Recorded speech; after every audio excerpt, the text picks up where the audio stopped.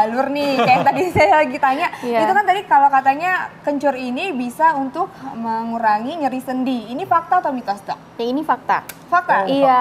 Kenapa, ini benar dibalurin atau jadi kalau nih, Dok, penelitiannya, ini di uji klinik sudah, jadi dia sudah pakai dalam ekstrak bentuknya, diminum jadinya. Dalam dosis 160 mg per hari dibandingkan dengan obat anti nyeri ya, meloxicam dibandingkan. Nah kemudian ternyata setelah 10 hari dipakai pada 40 sampel atau pada 40 pasien, rasa nyerinya akibat peradangan sendi berkurang.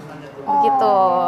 Tapi ternyata memang diminum ya, Dok ya? Diminum. Tadi aku pikir tuh dibalurin. Jadi diminum, Dok ya? Iya, sebenarnya penelitian yang untuk pada hewan dibalur itu dengan salep ya bentuknya sudah ada. Memang kalau daripada uji hewan coba terbukti efektif juga dalam bentuk yang sudah disalep. Iya. Tapi pada manusianya penelitiannya pada ekstrak yang diminum.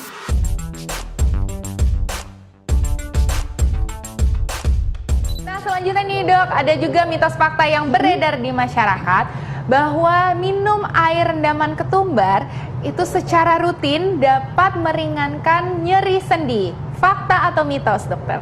Itu juga fakta ya. Fakta. Kenapa, Dok? Ya, sebenarnya penggunaan biji ketumbar sebagai analgesik ya untuk mengurangi nyeri itu lebih baik digunakan secara topikal. Jadi bukan dimakan. Jadi bukan diminum, Dok. Ya, umumnya orang-orang zaman dahulu ya atau nenek moyang kita atau dari negara lain mereka menggunakannya untuk pengobatan nyeri sendi misalnya itu dengan ditumbuk ya, kemudian ditempelkan secara topikal ke daerah yang sakit ya.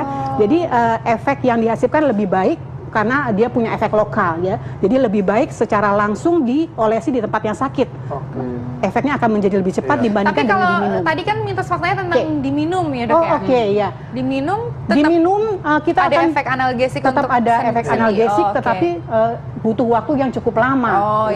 Disarankan dengan menggunakan secara topikal. Jadi memang sebaiknya dikonsumsi, diminum, atau kalau andaikan untuk sendi tadi bisa untuk dioleskan, Dok ya? Betul ya. Iya.